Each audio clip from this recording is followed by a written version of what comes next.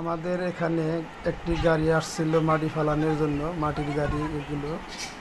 তো একটা গাড়িকে সাইড দিতে গিয়ে, মানে ভ্যান গাড়ি, এখান দিয়ে ভ্যান চলাচল করে, রাস্তাটা বেশি বড় না, ছোট।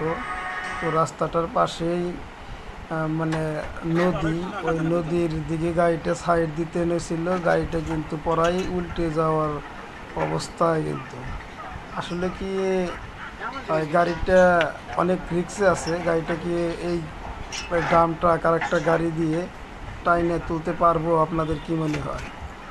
আপনারা দ্রুত কমেন্টে জানিয়ে দিন। তো আর ভিডিওটা দেখতে থাকুন, দেখি গাড়িটা উঠাইতে পারে কি না টান দিয়ে। তো অনেকটাই রিস্কে আছে গাড়িটা, অনেক রিস্কে, যেহেতু পাশে বড় একটা নদী আছে। ওই নদীতে যদি গাড়িটাই আরেকটু আগে, মানে যদি টান দিয়ে ধরে রাখতে না পারে, তাহলে কিন্তু গাড়িটা পড়ে যাওয়ার সম্ভাবনা অনেকটাই বেশি। তো আপনাদের যদি আমি ভালো করে দেখানোর চেষ্টা করি, তাহলে আমার ওই পাশে যাইতে হবে। তো ওই পাশে তো নদী, পানি দেখতেছে, তো আমি ওই পাশে যাইতে পারতেছি না। তো এখানে ওরা যত লিভার দিয়ে, ওই ভালো একটা রশি দিয়ে খুব ভালোভাবে গাড়িটাকে পিছের সাইড বানতেছে, যেটা দেখতেছেন আপনারা। তো পিছের দিকে টান দিয়ে তুলবো গাড়িটা, যেহেতু সামনে জায়গা নেই, সামনে কিন্তু অনেকটাই সাইডে পড়ে গেছে, মানে গাড়িটা কিন্তু খুব গেছে। তো এখন দেখা যাক টান দিয়ে তোলা পারে কিনা। তো আমরা অপেক্ষা করব গাড়িটা রাস্তার পাশ থেকে টাইনা তুলতে পারে কিনা। তো আমি একটু ভালো চেষ্টা করতেছি আপনাদেরকে। যেমনটা দেখতেছেন, গাড়ি কিন্তু দেখেন ওই রাস্তার থেকে অর্ধেকটাই বাহিরে চলে আসছে, মানে অর্ধেক বাহিরে চলে আসছে। পাশে কিন্তু অনেকটাই গাড়ি টাইট হয়ে গেছে, মানে ডান সাইডে কিন্তু অনেকটা টাইট হয়ে গেছে, অর্ধেক সাইড বাহিরে। তো যেটা দেখা যাইতেছে, গাড়ি দিয়ে টান দিতেছে অনেক স্পিডে, কিন্তু পিছের আমার মনে হয় সামনে বই করে রাখছে, নিজের যোগান রাখছে।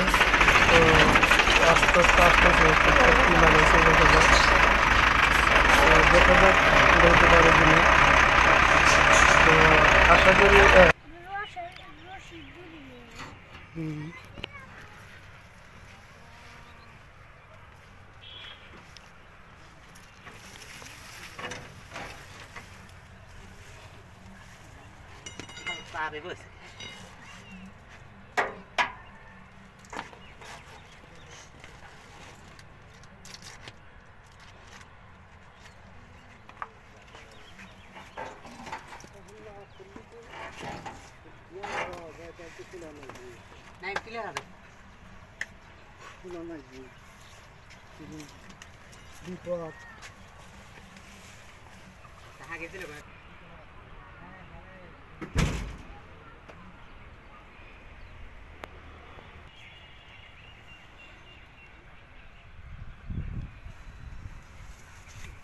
আরেক জায়গায় আছে, আরো জায়গায় আছে।